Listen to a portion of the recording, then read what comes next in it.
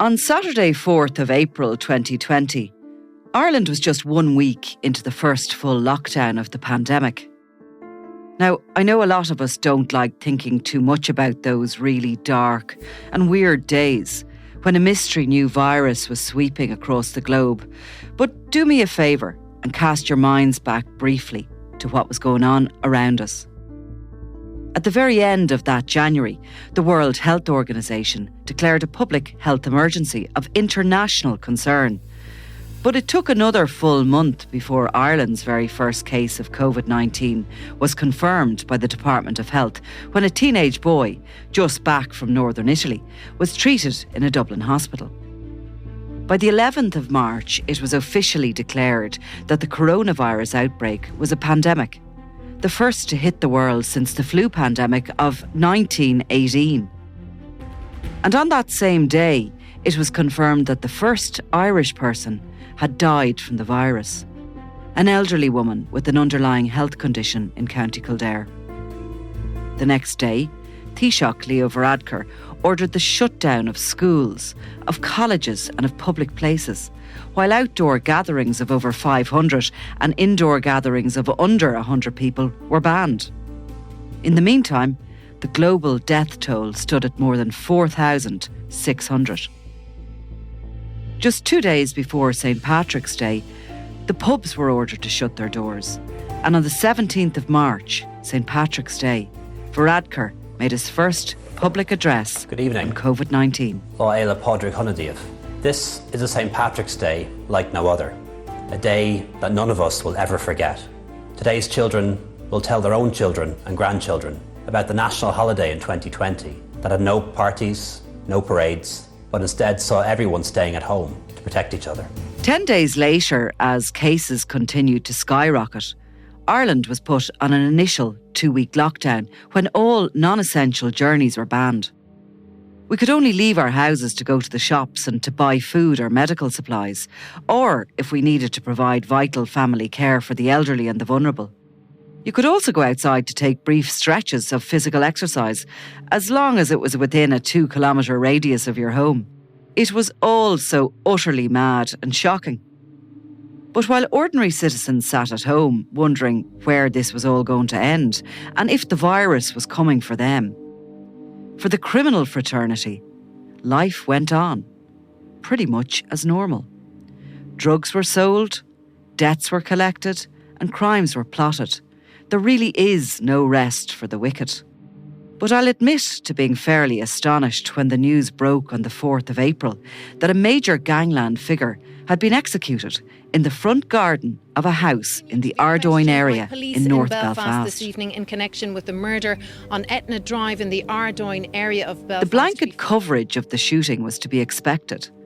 Not only was it something different from the weeks of relentless reporting on COVID-19, but the victim was a very familiar and intensely feared figure in the Irish underworld. He was a suspect in the abduction and murder of 17-year-old Cian Mulready Woods from Drogheda, whose dismembered remains were found in Dublin in January of this year. It would take a little while longer before the police force in the north could confirm his identity, but social media was already buzzing with the name, and crime reporters across the country were able to quickly establish from their contacts exactly who it was: Robbie Lawlor.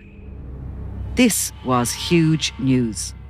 Originally from Dublin, Lawlor had been living in Drogheda for several years before his death at the age of 35.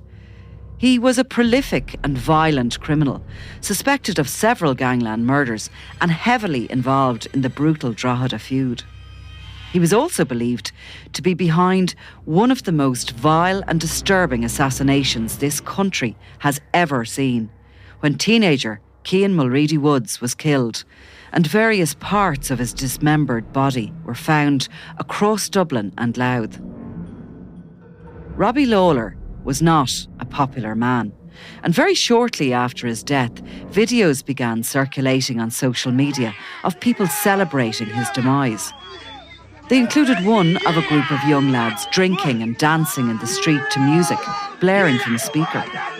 Lockdown or no lockdown, nothing was going to stop them from marking Lawlor's murder.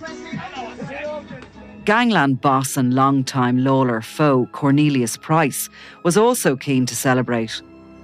His video was a little bit more restrained, but the message was clear all the same. Raising a glass of Captain Morgan's rum, he grinned for the camera, saying, "This is to Robbie Lawlor, boys, rest in peace." He's not even worth saying rest in peace, but fair play to you. There you go, boys. Captain Morgan. Captain Morgan. Cheers to Robbie Lawlor, rest in peace. He's not even meant to rest in peace, but fair play to you, Lee. There you go, boy. Naturally, I was eager to get to Belfast to try and find out what had happened, and more importantly, who was responsible. That Lawlor had been murdered was no big surprise. He'd been a dead man walking for some time. In fact, Gardaí had repeatedly warned him that he was in serious danger and to watch his back. Why had he crossed the border? And who had the audacity to arrange for him to be shot while up there?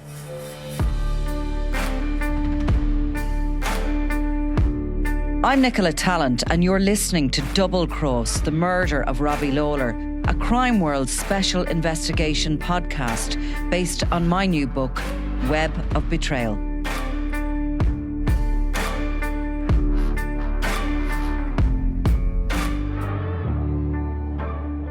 You probably remember that the weather during that first lockdown was just fabulous. So it was a hot and sweaty journey up to Belfast from South Dublin. But truth be told, I was delighted to be on the road.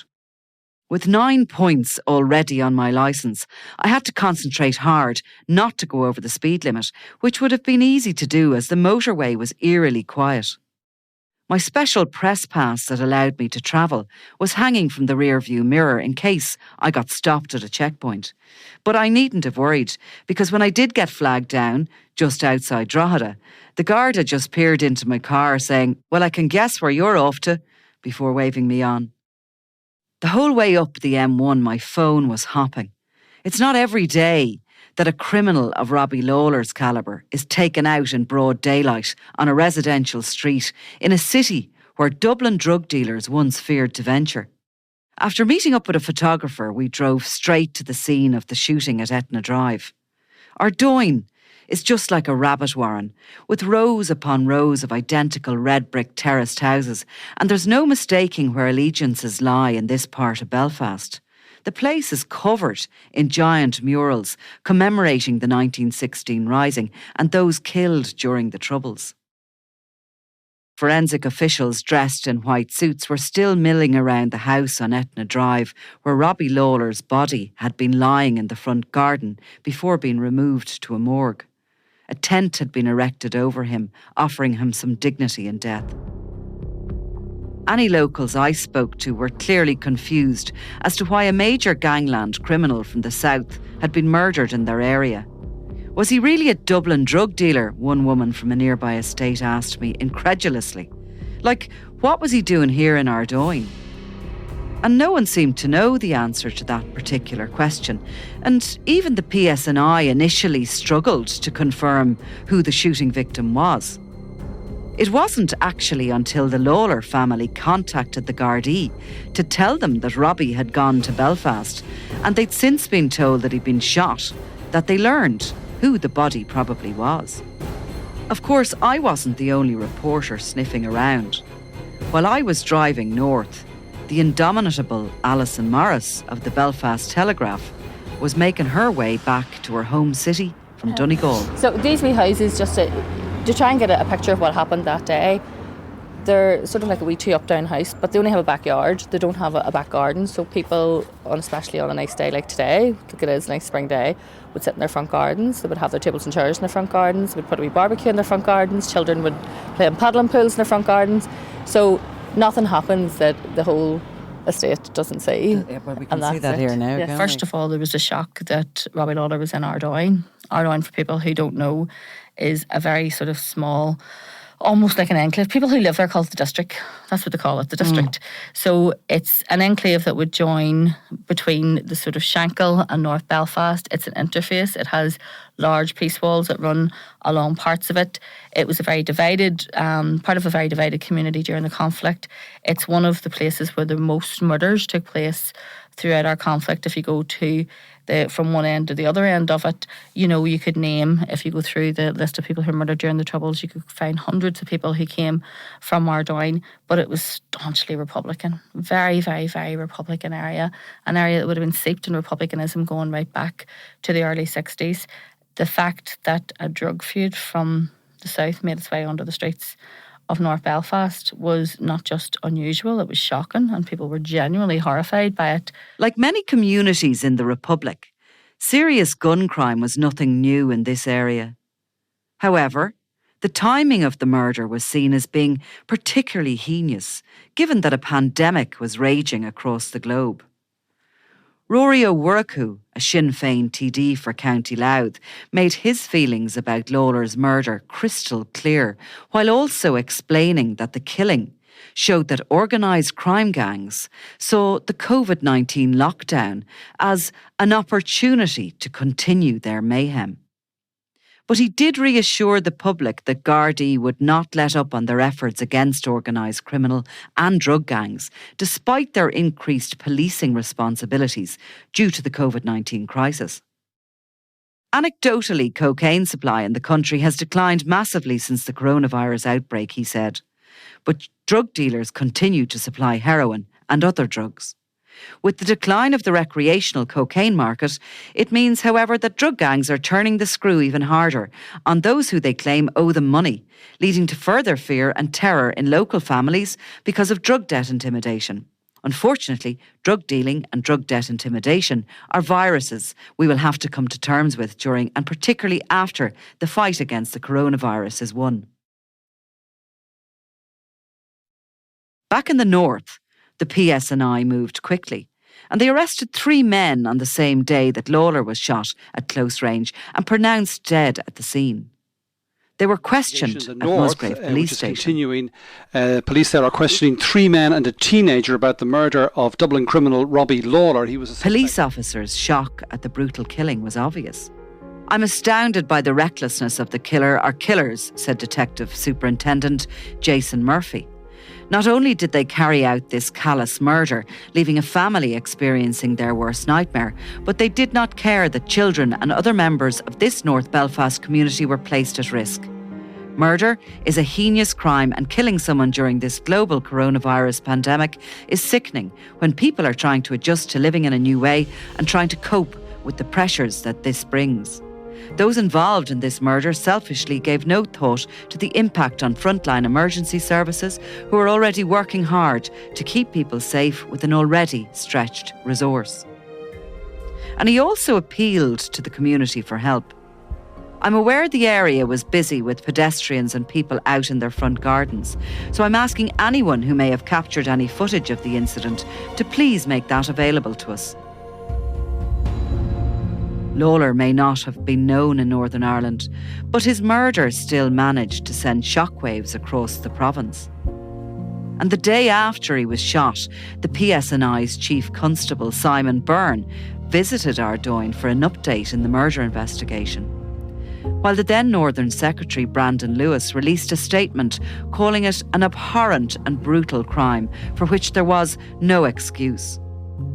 He said this cowardly act is particularly thoughtless at a time when our frontline emergency services are already working incredibly hard to keep us all safe while dealing with the impact of the COVID-19 pandemic.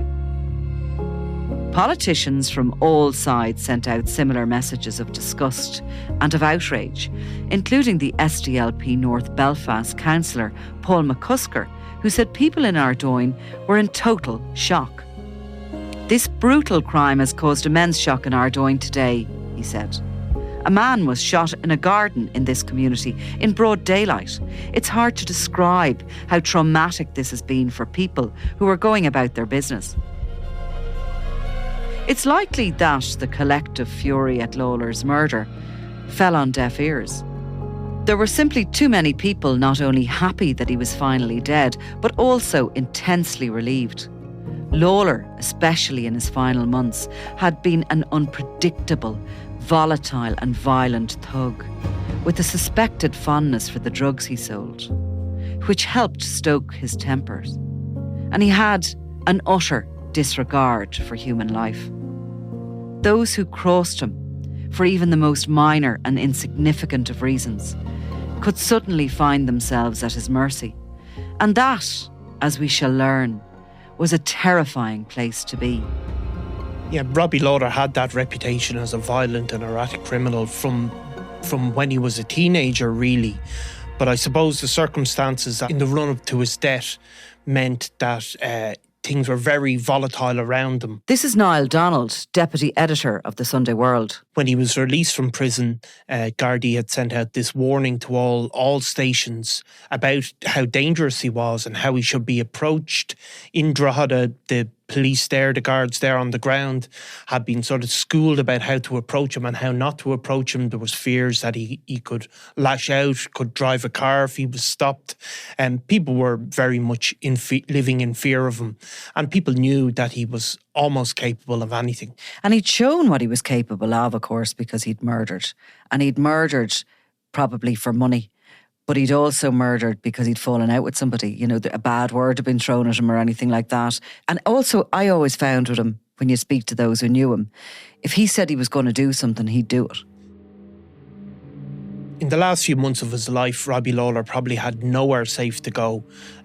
He was moving between addresses in Dublin and in Drogheda, but he was under huge pressure, and I think that was coming out. His own family had started to fear for his mental health, but also just become aware of how erratic and dangerous he was acting. He had any stability in his life was gone. People had been interacting with the police, people that had known him, people in his own family. They recognised the fact that Robbie Lawlor was out of control and something had to be done, and that he needed to be calmed. His volatile nature had gotten so out of control at that point that his family, who wouldn't have traditionally dealt with the police, recognised that even a sort of positive intervention might be needed because he simply wasn't able to control himself. Everyone knew who Robbie Lawlor was. He was probably at that stage the most infamous gangster in all of Ireland because of the Keane Mulready Wood situation and everything else that had happened before that. What would Robbie Lawlor be doing in Ardoyne? To me, at that stage, it made zero sense. Nothing in the world was making sense to me at that point. I was surviving on a diet of Sauvignon Blanc and nutty crust bread because I thought the world was going to end and I couldn't be on our diet anymore. It was all a very strange time, but no, it didn't make any sense to me.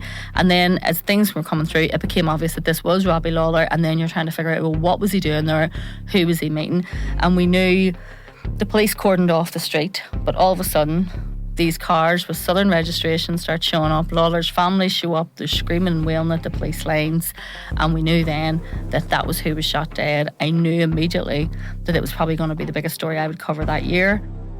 You had to then start working backwards to find out what was the connection to that house, what was he doing there, who had shot him, how did this end up happening in my patch instead of your patch? Because if somebody had said Robbie Lawlor was shot dead, nobody had been surprised.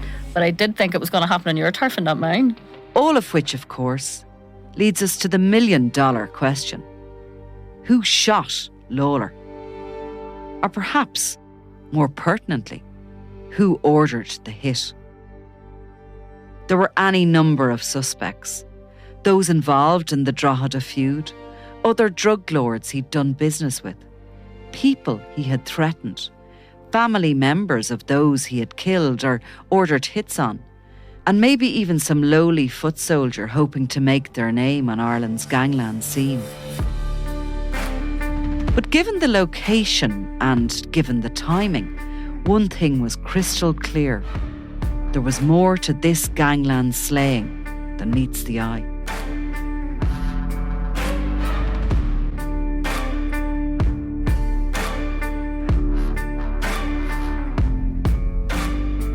You've been listening to Double Cross, the murder of Robbie Lawlor. This podcast is produced by Nicola Tallant and Ian Malini for Crime World Presents. Claude Amini and Alison Morris are assistant producers. The script is by Jane Finnegan. Graphics are by Enda Bulger.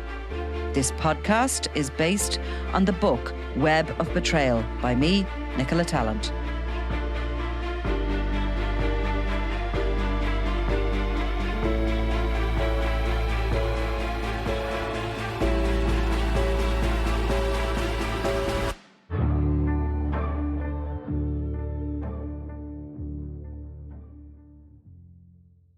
I'm Nicola Tallant and you're watching Crime World, a podcast about criminals, drugs and the underworld in Ireland and across the globe.